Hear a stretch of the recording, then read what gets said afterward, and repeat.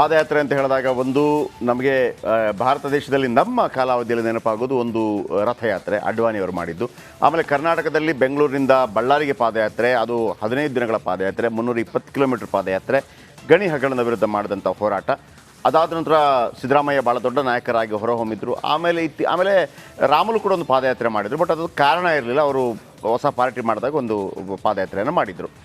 ಇದಾದ ನಂತರ ಮೊನ್ನೆ ಅಂದರೆ ಬೆಂಗಳೂರಿನಿಂದ ಮೈಸೂರಿಗೆ ಮುಡಾ ಹಗರಣಕ್ಕೆ ಸಂಬಂಧಪಟ್ಟ ಹಾಗೆ BJP ಹಾಗೂ JDS ಪಾದಯಾತ್ರೆಯನ್ನು ಮಾಡಿತ್ತು. ಆ ಪಾದಯಾತ್ರೆ HD ಕುಮಾರಸ್ವಾಮಿ ಮತ್ತು DK ಶಿವಕುಮಾರ್ ನಡುವೆ ವಾಗ್ವಾದಕ್ಕೆ ಕಾರಣವಾಯಿತು ಬಿಟ್ಟರೆ ಬೇರೆ ಏನೂ ಆಗಲಿಲ್ಲ. ಆದರೂ ಕೂಡ ಆ ಪಾದಯಾತ್ರೆ ಆದ ನಂತರ ಸಿದ್ದರಾಮಯ್ಯನವರಿಗೆ ಒಂದು ರೀತಿಯಲ್ಲಿ ಪ್ರಾಸಿಕ್ಯೂಷನ್ ವಿಚಾರ ಮುಳುವಾಯಿತು.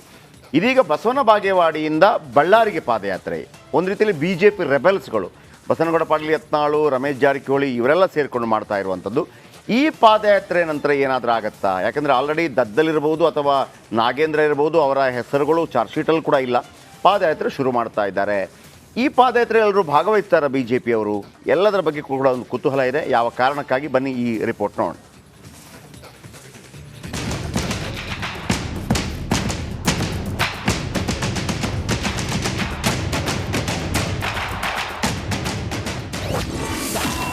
ಸಕ್ಸಸ್ ಆಯ್ತಾ ದೋಸ್ತಿ ಮೈಸೂರು ಪಾದಯಾತ್ರೆ? ಪ್ರತಿ ಪಾದಯಾತ್ರೆಗೂ ರಾಜಕಾರಣ ಬಿರುಗಾಳಿ ಸೃಷ್ಟಿ.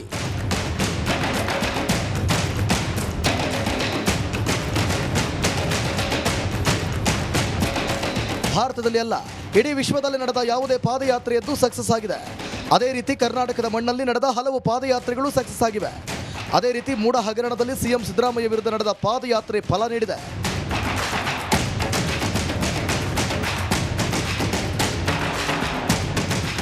ಹೌದು, BJP JDSನಿಂದ ನಡೆದ ಮೈಸೂರು ಚಲೋ ಜಂಟಿ ಯಾತ್ರೆ ಸಕ್ಸಸ್ ಆಗಿದೆ.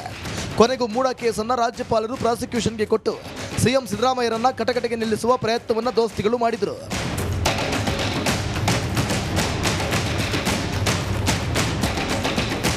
ಅಂದು ಬಳ್ಳಾರಿ ಪಾದಯಾತ್ರೆ ಇಂಪ್ಯಾಕ್ಟ್ ಆದಂತೆ ಈಗ ಮೈಸೂರು ಪಾದಯಾತ್ರೆ ಇಂಪ್ಯಾಕ್ಟ್ ಆಗಿ ರಾಜ್ಯ ರಾಜಕಾರಣದಲ್ಲಿ ದೊಡ್ಡ ಬಿರುಗಾಳಿಯೇ ಸೃಷ್ಟಿಸಿದೆ.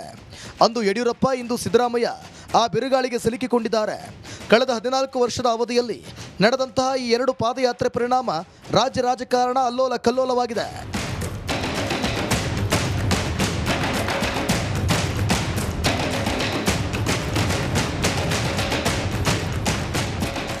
ಎರಡು 2010ರಲ್ಲಿ ಅಕ್ರಮ ಗಣಿಗಾರಿಕೆ ವಿರುದ್ಧ ಸಿದ್ದರಾಮಯ್ಯ ಟೀಮ್ ಬೆಂಗಳೂರಿನಿಂದ ಬಳ್ಳಾರಿವರೆಗೂ ಪಾದಯಾತ್ರೆ ಮಾಡಿದ್ರು. ಪಾದಯಾತ್ರೆ ನಡೆದ 1.5 ವರ್ಷದೊಳಗೆ ಯಡಿಯೂರಪ್ಪ ರಾಜೀನಾಮೆ ನೀಡುವಂತಾಯಿತು. ಅದು ಕೂಡ ರಾಜ್ಯಪಾಲ ಹಂಸರಾಜ್ ಭಾರದ್ವಾಜ್ ಪ್ರಾಸಿಕ್ಯೂಷನ್ಗೆ ಅನುಮತಿ ನೀಡಿದ್ರು. ಇದೀಗ ಯಡಿಯೂರಪ್ಪ ಮಗ ವಿಜಯೇಂದ್ರ ನೇತೃತ್ವದಲ್ಲಿ ನಡೆದ ಬೆಂಗಳೂರು ಟು ಮೈಸೂರು ಪಾದಯಾತ್ರೆ ಮೇಲ್ನೋಟಕ್ಕೆ ಪರಿಣಾಮವೇ ಸಿದ್ದರಾಮಯ್ಯ ವಿರುದ್ಧ ರಾಜ್ಯಪಾಲರು ಪ್ರಾಸಿಕ್ಯೂಷನ್ ಅನುಮತಿ ನೀಡಿದ್ದಾರೆ ಎನ್ನಲಾಗ್ತಾ ಇದೆ.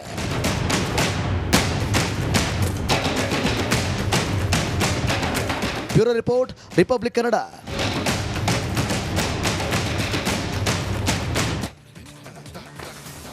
ವಿನೋಬಾ ಭಾವೆ ಒಮ್ಮೆ ಪಾದಯಾತ್ರೆ ಮಾಡಿದರು. ವಿನೋಬಾ ಭಾವೆ ಅವರು ಪಾದಯಾತ್ರೆ ಮಾಡಿದ್ದೇನಂತಂದರೆ, ಆಗ ಎಲ್ಲರೂ ಕೂಡ ಭೂಮಿಯನ್ನು ದಾನವಾಗಿ ಕೊಟ್ಟರು. ಬಡವರಿಗೆ ಭೂಮಿ ಹಂಚೋದಕ್ಕೆ ಒಂದು ಪಾದಯಾತ್ರೆ ಮಾಡ್ತಾರೆ ವಿನೋಬಾ ಭಾವೆ.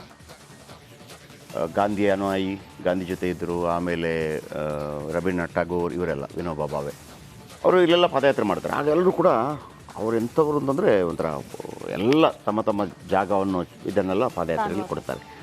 ಆಮೇಲೆ ಅವರ ಬಳಿ ಇಂದಿರಾ ಗಾಂಧಿ ಎಲ್ಲ ಬರ್ತಾಯಿದ್ರು. ಇಂದಿರಾ ಗಾಂಧಿ ಬಂದಾಗಲೂ ಅಷ್ಟೇ ಅವರು ಒಂಥರ ಈ ಸನ್ಯಾಸಿ ಇದ್ದಂಗೆ ಒಂದು ಇದು ಕೊಟ್ಟು ಹಿಂಗೆ ಕೂರಿಸಿ ಹಿಂಗೆಲ್ಲ ಮಾತಾಡಿಸೋದು ಅಂತ. ಆಮೇಲೆ ಚಂದ್ರಶೇಖರ್ ಅವರು ಇದಲ್ಲ, ಮಾಜಿ ಮುಖ್ಯಮಂತ್ರಿ ಪ್ರಧಾನಿಯಾದಂಥ ಚಂದ್ರಶೇಖರ್ ಅವರು ಕೂಡ ಕರ್ನಾಟಕದಲ್ಲಿ ಒಂದು ಪಾದಯಾತ್ರೆಯನ್ನು ಮಾಡಿದರು.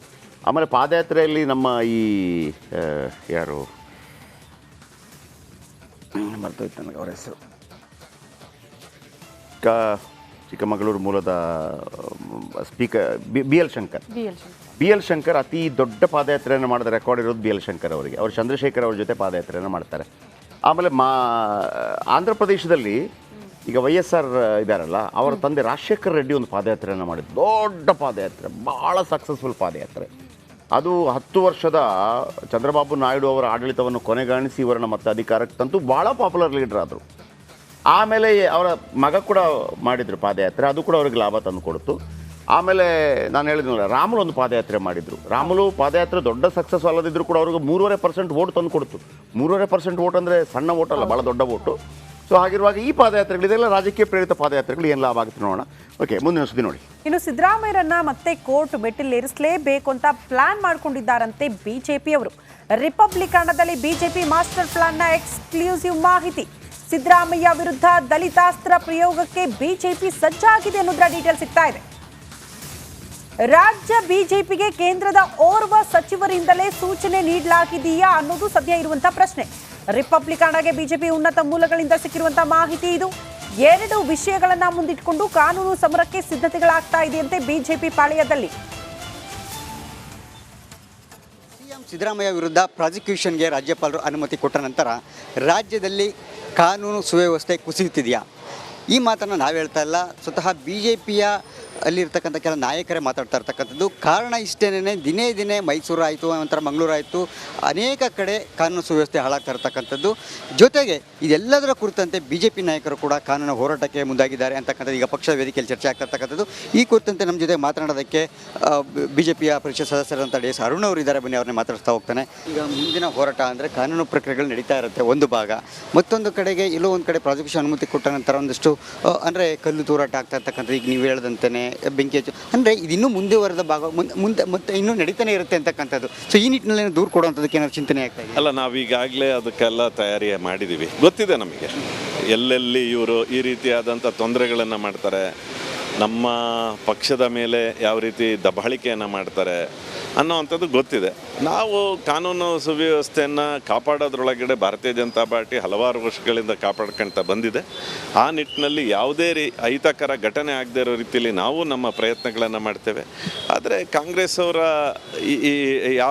ಈ ಧೋರಣೆ ಇದೆಯಲ್ಲ, ನನ್ನದೇನೋ ತಪ್ಪಿಲ್ಲ ಅಂತ ಹೇಳೋದು, ಅದನ್ನು ಪ್ರೂವ್ ಮಾಡೋಕ್ಕೆ ಒಂದು ಕಾನೂನು ಇದೆ. ಅಂದರೆ ಒಟ್ಟು ನಮ್ಮ ಸುಪ್ರೀಂ ಕೋರ್ಟು, ಹೈಕೋರ್ಟು, ಅಲ್ಲಿನ ಇರುವಂಥ ವ್ಯವಸ್ಥೆ ಇದೆ, ಅದರಲ್ಲಿ ನಂಬಿಕೆ ಇಲ್ಲ.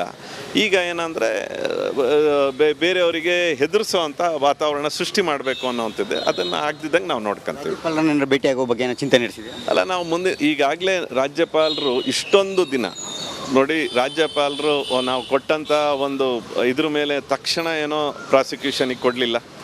8 ದಿನಗಳ ಕಾಲ ನಾವು ಪಾದಯಾತ್ರೆನೂ ಕೂಡ ಮಾಡಿದ್ವಿ. ಅವಾಗ್ಲೂ ಕಾಂಗ್ರೆಸ್ ಅವ್ರು ಏನು ಹೇಳಿದ್ರು, ಇದರೊಳಗೆ ಹುರುಳಿಲ್ಲ, ಅದಕ್ಕೆ ರಾಜ್ಯಪಾಲರು ಏನು ಪ್ರಾಸಿಕ್ಯೂಷನಿಗೆ ಕೊಟ್ಟಿಲ್ಲ ಅಂದರು. ಈಗ ಪ್ರಾಸಿಕ್ಯೂಷನಿಗೆ ಕೊಟ್ಟಾದ್ಮೇಲೆ ಈಗೇನು ಹೇಳ್ತಾರೆ, ರಾಜ್ಯಪಾಲರು ಕೈಗೊಂಬೆ ಆಗಿದ್ದಾರೆ ಅಂತ. ಕಳೆದ 1.5 ತಿಂಗಳಿಂದ ಮೂಢ ಹಗರಣ ಯಾವಾಗ ಅವರ ಕೋರ್ಟಿಗೆ ಬಂತು, ಆ ಮೂಢ ಹಗರಣದ ಬಗ್ಗೆ ಕಂಪ್ಲೀಟ್ ಅದರ ಮಾಹಿತಿಯನ್ನು ತಗೊಂಡು ಯಾವಾಗ ಒಬ್ಬ ರಾಜ್ಯದ ಮುಖ್ಯಮಂತ್ರಿ ತಪ್ಪಿತಸ್ಥ ಇದ್ದಾರೆ ಅನ್ನುವಂಥದ್ದನ್ನು ಖಾತ್ರಿ ಆದಮೇಲೆ ರಾಜ್ಯಪಾಲರು ನಡ್ಕೊಂಡಿರುವಂಥ ರೀತಿ. ಅವ್ರು ಹೇಳುವಾಗೆ ಸಿದ್ದರಾಮಯ್ಯ ಅವರು ಹಾಗೆ ಸೇರಿದಂತೆ